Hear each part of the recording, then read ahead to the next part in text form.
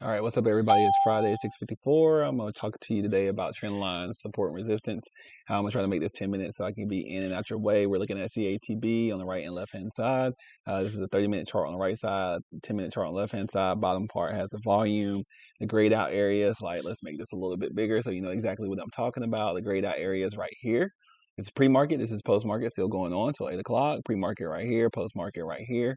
All right, and all we're going to be doing today is talking about. I may get off topic because that's what I do, but not for too long. We're going to be talking about. Let's delete that. We're going to be talking about coming to a chart and drawing your lines of support and lines of resistance. All right, so here's why you want to do that whenever you come to the chart. And I've looked at. This is like my second or third take, so I've actually looked at the 5 and 1 minute. But before I did, I hadn't. This was a fresh chart to me. And when you come to the market, you're be coming to a fresh market. And so when you come to a fresh market with fresh data, you're going to be able to need. You're going to need to be able to identify key levels of support and resistance that are in the stock market. All right. So if I'm looking at right here, pre-market, right, first key level, high of the day. All right, pre-market is right here. All right, let's get the high of the day, and then you have another one right here. This is during the market, high of the day. All right, I know if it's trading above or below this point, that means something's happening. If it's trading above it and it hasn't been trading above it all day, all right, I may need to look at it. If it has been trading above it all, or if it's coming crashing down, it may offer support. All right, that's the first line I'm going to draw. All right, second line. All right, let's say I'm in here pre-market. I came in, I woke up, got my coffee, 8 o'clock in the morning. I'm looking at the charts. I'm not taking any trades because I don't trade the pre-market, but I like to come in and see what the price action is going to do. All right, I'll blow this chart. I'm sorry, I'll blow this chart up. All right, pre-market. Let's see if we got a line of resistance. All right, remember, you should know what resistance or support is. I'm gonna draw this line right here on the body. Okay. All right, and let's just say it's not really a line of support, but let's just draw a tight channel. All right, because this is what you have right here is you have this pop, you have kind of consolidation, this sideways trading right here where the price doesn't really do much of anything, but it trades within this range. It's consolidation. It consolidates, market opens. All right, and before we get too far into here, I'm gonna show you why I have a 10-minute and a 30-minute. Let me take a step back. All right, look. So look, this first 30-minute candle, all right, is the same as this candle. These three candles, these three 10. I mean, it should make sense. 10-minute candles make up a 30-minute candle. One, two, three make up how this candle looks. All right, and sometimes you got to stand back and see the forest for the trees, or the trees. Sometimes you need to see the trees for the forest. It depends on what's going on. So if I see this being formed, but I want to know exactly how it was made. All right, because if I come and look at this candle right here, all right, let me make this a little bit bigger. If I look at this candle, I know it opened here. All right, I know it closed here because it's a green candle. That's how they open close. All right, and I know based on the wicks, I know how low it got. I know it got all the way down here to 314, and know it got all the way to 411, almost a whole point move. All right, but I don't know how that happened. I don't know if maybe the first candle was here, got all the way up, and then the second candle flushed all the way down, and the third candle there was a rally and brought it all the way back up. I don't know that. I can see the candle, I can tell where it opened and closed, and I can tell how high and low it got. All right, but if I break it down from a 30-minute candle to a 10-minute candle, I can see exactly how it happened. If I break it down, to 6 candles on the 5-minute chart, or 30 candles on the 1-minute chart, I can see even more of like how it became this. All right, so I can look right here and see, oh no, it opened, it dipped, and then on the third candle there was a push with the volume, and the buyers came in and bought it all up. All right, so then that can influence whether I'm going to get into the trade or whether no, it got up here, and even though it closed up here, it got down, it got pushed down twice. So maybe I'm not gonna buy it, even though it was a nice green candle. All right, so all right, back to what I'm doing. All right, so I come in, I drew that line, right? And I drew that line based on, like, it just looks like a whole bunch of candles. And and as simple as that sounds, that's really the process. It looks like a whole bunch of candles keep coming up to this one line, but they can't get through. It's like a barricade. It's like a ceiling or resistance. All right. And then say almost the same thing right here. The bodies of the candles come to this one line and they just really don't break through. All right. And that's support. All right. So the first candle breaks support. Second candle trading below support. Third candle breaks through the previous two. I'm sorry. And once you start trading below what support, it becomes resistance. All right. This candle trades and breaks through both candles. All right. It breaks through resistance. All right. And it closes above it, which is significant. And it closes above it. with higher volume. All right, that's significant. All right, so maybe I get into my trade right here. All right, I get into my trade. I ride it all the way up. I may be getting in, right? Let's just say I get in, right, at the top of these wicks. All right, this is my entry. All right, I'm not going to be talking about planning, how you plan your entries or how you going to take your money when you scalp. All right, but I get in right here, and I ride it all the way up. And let's just say, all right, I want to draw ascending support because I want to know how high it's going to go up. All right, so I'm watching this. I'm in right here at 443. I'm sorry, not 443, 3.99, $4. I bought it for the break of the whole dollar. It does break the whole dollar, dips a little bit. Gives me a little scare, but I ride it. I hold it up. Gives me another little scare on this red candle right here, but I'm still holding. All right, I'm 68 cents in. All right, I'm on this third candle, still green, looking green and good. And this is a 10 in 10 minutes. All right, so based on these three candles, I can go ahead and draw an ascending support line. All right. So I'm going to take this, all right, and I'm going to extend it out. And I'm going to connect it from here. I can't connect it to this wick and then this wick because it's not going to work. Like, it's not going to work. But I can connect it to the third wick, all right? Boom. All right. So now I have what's called ascending support. All right. If this was going down, I could draw descending support. But if we're not, we're going up. So, all right, I got 1, 2, 3. They're all respecting my ascending support. Fourth candle begins to form. All right. It dips down to it. It touches it. All right, but it doesn't go below it, so I can stay inside my trade. Woo. All right, we got another candle. Gets all the way to 797, and you have the sellers come in and say no. All right, big red candle right here, tall wick, a big topping tail. All right, but it still respects my ascending support. But that's an indicator right there that this may go the other way. All right, I may need to get out of my trade, or I may need to reduce size. All right, and boom, same thing, top and tail right here. Lets me know I do need to get out of my trade. All right, and if you wanted to, you can draw this as a place of a resistance, right? Because the body can't touch here. And in fact, the next candle comes here, it doesn't close there. All right. All right. So I get out of my trade right here. And then third red candle, I can almost do my same. I can draw descending from the top of the body because you can't draw from the top of the wick. You draw from the top of the wick, your degree is going to be too narrow. This is going to look crazy. All right. But you can draw from here to the body, all right, and extend it out, all right. So, boom, all right, you have descending resistance, all right. So what happens is after this third candle, all right, I come and look at the fourth candle, all right, because I'm looking to get back in. I think maybe it's still bullish, all right. This candle doesn't break it; it respects it, all right. It respects descending resistance, all right. You could also draw it off the bottom of it, but it'd be a little bit different. And then you'd be buying the bounces, all right. That's if you want to look at maybe you want to draw from the body, all right. You want to buy the bounces. I don't know how you would have necessarily done it right here. It's almost very similar angle. But anyway, I'm talking about resistance right now because I'm going to talk about support a lot. So I want to talk about resistance. All right. So, all right, where am I going to get back in? All right. This candle breaks through, but it closes beneath it, even though it's a green candle. All right. All right. This candle closes above it. All right. So it may reverse on me. So now the market may be going back up. All right. I get in, I play my entry, probably my exit. I'm not going to talk too much about that. All right. But where, here's the key thing, right? Where am I going when I buy again, where am I going to be looking for exit? All right. Well, where's my last line of support? Because once it breaks support becomes what? Resistance. You're right. You want it. So look, this is a resistance, right? Price goes up. Boom. What does it do? Here's resistance. I'm out my trade. All right. I don't got to be a wizard. I don't got to be a sorcerer. I don't got to be Saruman on the mountain. I ain't got to be Gandalf the Gray or Gandalf the White. But it hits right here. I can get out my trade. Because at 625, 626, I already know that was already resistance. And what does it do? Comes back, hits resistance 3 more times, never breaks it, and then it collapses. All right. And it swings down here. All right. Comes down here, and guess where it comes to? And it touches our previous line of support. Well, it was a resistance and support. Where's that line come from, though? Let's look at where that line came from, because we drew that line and it respected the line. It came down here. All right, let's just say I'm trading in 5,000 share blocks, right?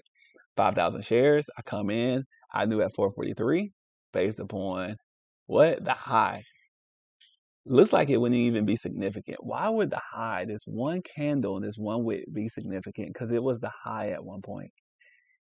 And we drew a line right there. All right. Does it always do this? Will it always happen like this? No. Is this how my example working out? Yes. Is it working in my favor for demonstration? Yes. And sometimes it just happens to work out like this in the market. So if you trade in 5,000 share blocks and you're going to buy the bounce and you already drew this line and you think this is a good place to buy the bounce, right? With a tight stop, because you can't be trading the 5,000 share on 3 red candles and you're buying right here at 443, and then the next line I have drawn is all the way down here at $4. You're gonna lose half a dollar, almost half a dollar, right, on 5,000 shares. It's $2,500. You don't want to lose that much, so you have a tight stop. But we're not talking about stops. We're talking about support resistance, all right? The trend lines, all right? So I'm buying this dip. If you bought this dip, right, and just a pop, now you have a price target however you want to make, however much you want to get. But if you bought the pop, right, you got 490, right? 450 to 490, right? 40 cent, 5,000 shares, $2,000 in 2 minutes. Boom, good job. All right, but it doesn't always work like that. It's a little bit more difficult when it's really your money on the line. And so that's why I always encourage you to trade in the simulator first. Get your confidence up, get your technique and strategy up. All right, and look what happens. It trades right here again, and this is the difference, because what happened here and it pops up, it does not happen here. All right, it happens a little bit. I mean, I guess if you bought the 443 again, you got it up to 464, so you got 20 more cent, right? 20 more cent, 5,000 share blocks. If that's what your trading is, you got another $1,000. You got $3,000 in roughly about 10 minutes of trading, all off of one line you drew way over here, off of a wick of the high of the day. All right, and for some reason it respected that, and it respected that more than likely. Let me tell you why I'm doing it. So like, these lines that I'm drawing these aren't Chris Moody's techniques to trading. Like, I learned this from somebody. Or somebody learned this from somebody. We all learn collectively, especially now. I mean, given YouTube and YouTube University and books and everything. So like, I drew that line because I was taught to draw that line. Most traders are trading on it. Maybe probably draw that line, the high of the day, the highs of the day. I still have mine way up here, right? So, and what happens is when people have these lines drawn, they have expectations, right? And when they have expectations about what's going to occur, they behave a certain way, all right? You behave a certain way, all right? When you get to a red light, you expect the person behind you is going to stop behind you. You don't expect the person behind you is going to keep going. That's why you stop and you don't check your back mirror every time you do it, worried about the person behind you is not going to stop, all right? And that's why you upset when the person behind you rear ends you, all right? Because you have expectations, and those expectations are that you have for other people's for the expectations that you have guide your behavior. All right, and it guides other people's behaviors too. All right, and these expectations are represented here is what I'm talking about today, and support, resistance, and trend lines. All right, and that's why this worked. Now, when it worked right here, right, because it would have flooded on you, whew, you would have lost 440. Well, it started right here, 452. All right, went all the way to 415. All right, that's why you had to have a tight stop. But if you had a tight stop, you may have got in for a little loss. You may have lost a little bit what you got right here. All right, all right, but now it's trading below it, and because it's trading below, this line is called resistance. All right, it's no longer support. It trades below here. 390. I don't know why I have 399 drawn out right here. It may. Oh, I do know 399. Boom, and 379. Remember this? I drew this out for my entry, my previous entry.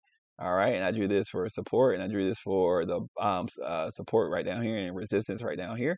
All right, so let's see how it respects it over here. And 399, what does it do? It respects it. It respects. It didn't respect my entry, my support per se. It respected my entry, and my entry was based upon a key level. All right, and that's what these are key. These key levels are significant throughout. Right, support, resistance, trend lines are key levels, key prices, key price points. Right, and they'll continue throughout this. And it's crazy because I didn't work this out to be this way. I'm actually going through this like it's going, and it's just happened to work out. It's not working out. I think this is how the stock market works.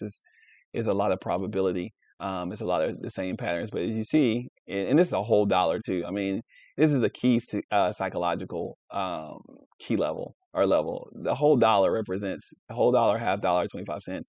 They represent something psychologically. So when it breaks or when it gets close to it, people will buy off of it. So that's probably more to do with it in my entry. So all right, so now I have a clear line. If I didn't draw this line of support, I would draw a line of support right here because it got down in here and then it started consolidating. Dips below it, starts trading between. Where does it start trading between? And this close of the day, it starts trading again between my channel and then it falls off. All right, that's the 10 minutes. So let's look again at. We're gonna go to how I trade. All right. and look at these levels. And it's going to be not funny, but it's going to be interesting because what's going to happen is it's going to, the lines I drew before are going to make perfect sense, are going to apply to what's going on because it's the same candles. Because we saw before that smaller candles in smaller time frames or larger time frames are made up in candles in bigger time frames. All right. So, all right. Let's just say I'm in the market, right? And this is how I'm actually looking at my day. All right. I use my 5 minute as a reference for a 5 minute setup. I really don't draw anything based off my 5 minute. I will sometimes, but I don't. I'm usually right here at my 1 minute. All right. So if I'm looking at my 1 minute, all right, ascending support. Let's delete this one because this one broke. And once the ascending support breaks, it's no longer. It can be relevant, but it's usually no longer good. All right. So ascending support. All right. So if I immediately just look right here, all right, and I wanted to draw a trend line. All right, I'm gonna draw from here all the way up. Why? Well, all these green candles, all right, it seems to never break this imaginary line that wasn't there, but I kind of visualize it as looking at it. It never breaks it, all right? And when it breaks it, all right, breaks it up here, all right, I may need to get out of my trade because it may reverse on me. Does it? No, it doesn't. And actually, what happens is this trades below it. It's right here, trades below it, and then this one, and I didn't draw this like this on purpose, touches it and then falls back down. And then it starts trading under it. And that's what I mean. It can actually serve a purpose later on. I don't always keep it. Sometimes I'll delete it. Most oftentimes I'll delete it. But if I draw this line out, it may have some significance later on. But anyway, I draw this line. The pattern starts to break the support. All right, I'm out of my trade. That's a key sign to exit. All right. And I started drawing other lines of support based upon what I'm seeing. All right. I can draw another line that's ascending support right here. I wouldn't draw a consolidation line, except for maybe maybe right around here. I mean, there's no reason for me to draw. I could draw, but there's no reason for me to draw it right now. I'm just trading lower lows. I could draw my descending right here if I wanted to draw descending, but I'm not going to draw descending. I'm just going to watch it trade throughout the day. All right, all right, so let's just say we're looking for some lines of support and resistance. All right, because we traded this and it's trading in this range. I need to know what's going to happen. All right, so I see two topping tails right here. All right, not topping tails, but double tops. It double tops right here. All right, 589. Boom. Let's see what happens with 589. All right, it becomes resistance. Boom. So I know if I'm trading right here and I'm buying around here, I know my exit is going to be around 589. I already know what I'm going to get out. All right, not because I'm a wizard, not because I did some calculus in my head, or I used Pythagorean's theorem, or I use a Fibonacci retracement tool. Even though if I probably whipped out the Fibonacci retracement on here, it probably, where's the retracement? That's the extension. There's a retracement. If I whipped out the Fibonacci retracement tool, I'm using it the wrong way. I'm sorry. Let's not even get into that. I'm going tangential. All right. When it goes back up, right, I know my exit is gonna be 589 or near it. 589, back out, it touches it, but it never gets over until over here it breaks it. And when it breaks it, this is the beautiful thing. All right, when it breaks it, all right, it breaks it and it closes above it. But where's my next line of support? Which or was resistance right here. So I know if it comes right here, I know where my next exit is going to be. All right, if I'm trading for the break of this and it finally breaks it, all right, I'm not going to hold it thinking it's going to go to $7. Why would it go to $7? It's got to break this first, right? And if it doesn't break this, and I know it's going to come back down, what's it going to come back down to? The place of support, and it's going to hit support until it falls through support. All right, and I have a rule. Actually, the rule is mine, but I took the example from Richard Tanal. I'll link him if y'all guys want to check him out, or some other people that I check out if you guys want to check him out.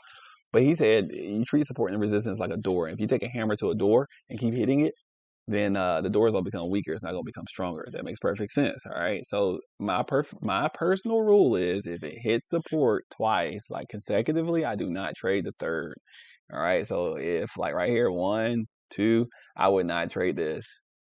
Right. I'm leery of it. I've had bad experiences. I've had flushes happen to me. I think it's going to break, and it breaks, right? It breaks my freaking account. Or it doesn't break my account, but it breaks my heart for that day, right? Because it falls. And that's just my personal rule. I'm not saying it's a rule you should live by. I'm not even saying it's technically correct. I'm just saying it's a rule I live by, right? All right, so right here you have it beating down, beating down, beating down. Finally breaks through support, and support becomes resistance until it breaks again. All right, these two bars I don't know if you necessarily call that breaking. All right, but this, all right, it settles on support, breaks a little bit. All right, and you get some trading, some chop above it, but it kind of just trades in this range. It looks like until you get this big rejection down here, and then it probably just won't trade for above this for the rest of the day unless you have a big spike. And then this is what I mean. Like you can project where you gonna enter. All right, so if I know it's not gonna trade down here, or it like a big rejection is down here. All right, I know that it's gonna take a lot to get back over 589. It just went all the way from 589 to 501. It's almost a whole point. Right, it's gonna take a lot to get it back over 589, and I know when it does get to 589, if it breaks over 589 and gets to like 620, it's gonna be really bullish. Well, maybe not 620 because it's gonna have to break another one.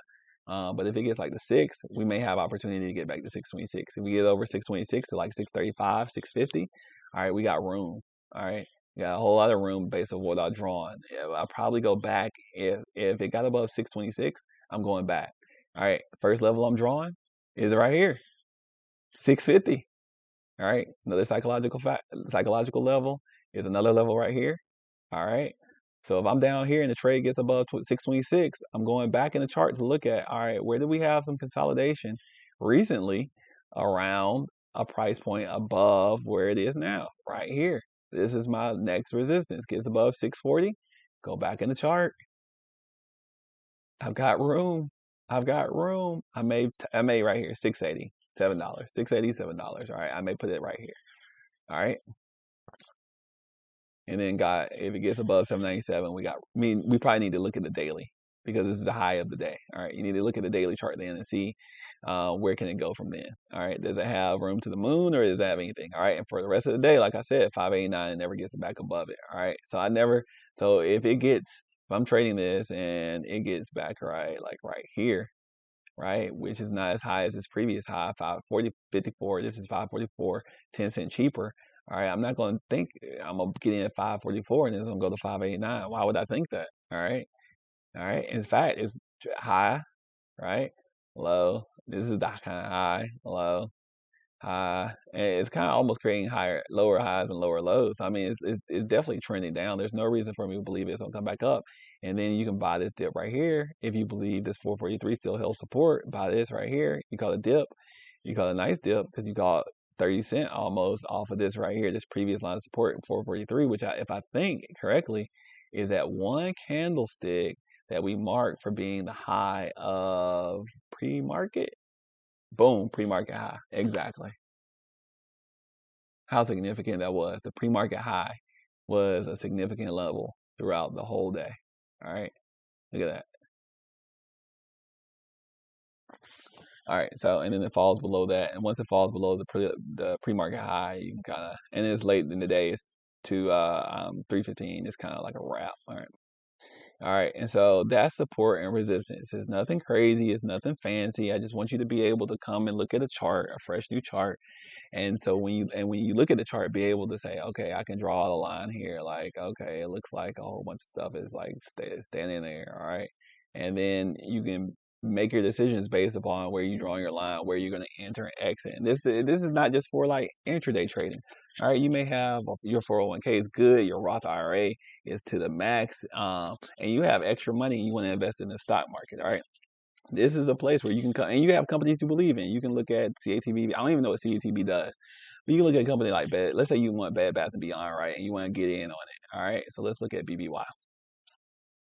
All right. Bed Bath & Beyond. Let's look at it daily though, because let's just say if you're looking to get in something a company that you believe in, you're more likely not going to look at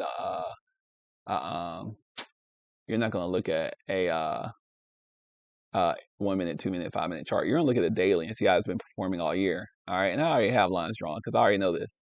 All right, so boom, 1792. So if I'm looking to get in now, you ain't gonna get in now because of what's going on.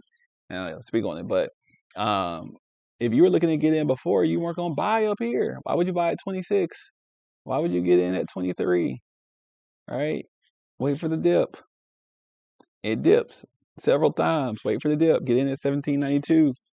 hold Bed Bath and Beyond until you're till whenever. All right, and then keep rolling it in. Every time it goes up, it dips back to 1792. You can get back in. All right, and then if you have a stop below that, or if it gets below that, you can buy a dip below that, depending on what's going on.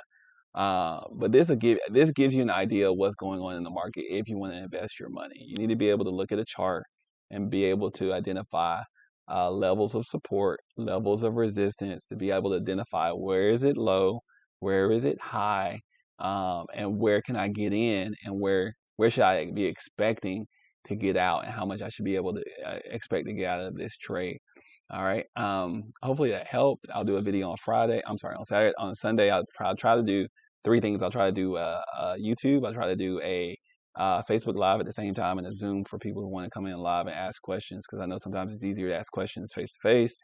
And hopefully I'm answering some people's questions, um, and clarifying some things in the market, because there is this whole financial world. If you're new to this, again, this is for like anybody who's been searching YouTube and has been watching this stuff for like a few months, maybe a year or so. This is not going to be new information to you. You're going to be like, duh. But for people who have no exposure to the market, this may be new stuff for you. And this is who I'm doing it for. People who are trying to find out what's going on, especially with all the attention that's been drawn to the market recently. So you can look at a chart, and be able to know what's going on. You can look at all these candlesticks. If you never looked at a candlestick chart in your life, you're not going to know what any of this is. All right, but it is good for you to know, especially as you're getting older, because somebody is going to be investing your money, and they're going to be probably investing it into an index fund. All right, if you don't know what the index fund is, you don't know what the S&P 500 is, or what it does. If you don't know what Nasdaq is, like, these are things that are good to know. All right. Even if you don't plan on doing anything with it, it doesn't hurt you to not be ignorant about it, right? It doesn't hurt you to know what's going on with the money that you're investing in your 401k, and why even your company matches your 401k, all right? And so hopefully I'm bringing some of that to you. So hopefully it's good for you. Not submit, subscribe, like if you want. And then I'll do a video on Sunday and see you guys. And hopefully some people will join and ask questions. I love questions. Thanks. Bye.